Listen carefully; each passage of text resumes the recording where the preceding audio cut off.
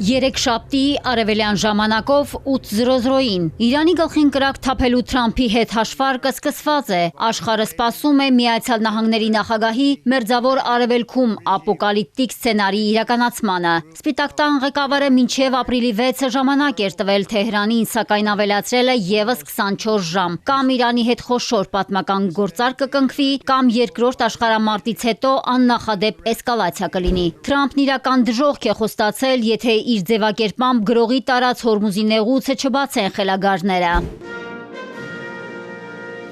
Անիծում, հայհոյում ու քարեդար է ուղարկում իրանցիներին, միաժամանակ հայտարարում Իրանի հետ գործարք կնքելու լավ շանսեր կան նախքան ժամկետի լրանալը։ Reuters-ը գրում է Թեհրանն ու Վաշինգտոնը Հորմուզի նեղուցը բացելու համար ստացել են ռազմական գործողությունները դադարեցնելու ծրագիր։ Առաջարկը մշակել է Պակիստանն ու փոխանցել երկու կողմին, սակայն իրանական աղբյուրը հայտնել է Թեհրանը չի բացի նեղուցը ժամանակավոր հրադադարի դիմաց։ Ավելի վաղ Axios-ը հայտնել էր, որ Միացյալ Նահանգները Իրանն ու տարածաշրջանային միջնորդները քննարկում են 45-օրյա հրադադարը։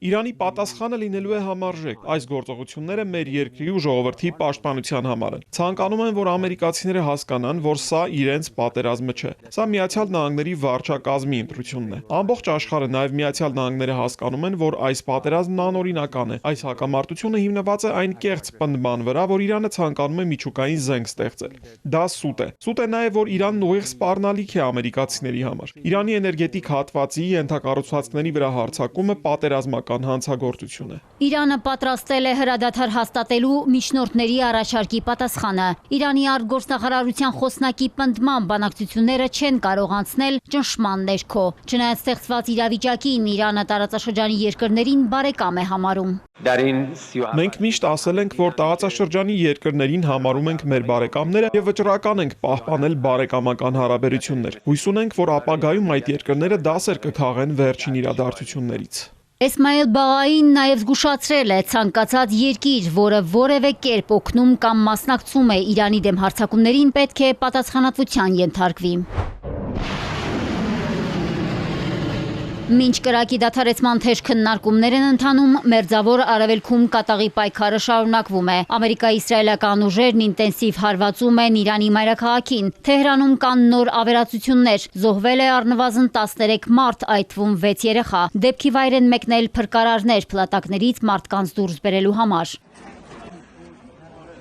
Օդային հարվածների հետևանքով սպանվել է Իսլամական հեղափոխության պահապանների կորպուսի հետախուզության ղեկավար Մաջիդ Խադեմին։ Իրանական կողմը կատարվածը որակել է ահաբեկչական գործողություն։ Դեռևս չհաստատված տվյալներով Միացյալ Նահանգների ռազմաօդային ուժերը ճշգրիտ հարված են հասցրել Թեհրանից արևել գտնվող Պարչինի միջուկային օբյեկտին։ Իրանական աղբյուրները հայտնում են, որ օբյեկտն ամբողջությամբ ոչնչացվել է։ Թեհրանում թիրախավորվել է Շարիֆի անվան տեխնոլոգիական համալսարանի ավիատիեզերական հետախուզությունների ֆակուլտետի շենքը։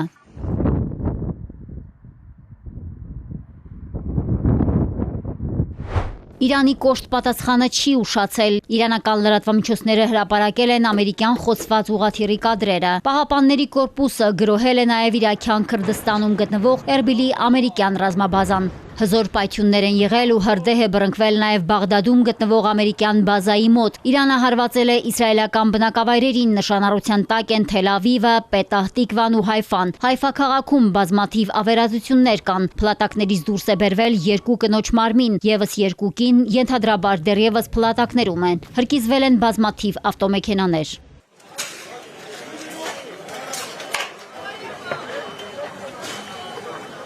Իրանի դեմ սանձազերծված ագրեսիայի հետևանքները շատ վտանգավոր են, այդ թվում համաշխարհային տնտեսության համար, հայտարարել է Ռուսաստանի նախագահի մամուլի քարտուղար Դմիտրի Պեսկովը, մեկնաբանելով տարածաշրջանում ստեղծված պայթյունավտանգ էսկալացիան։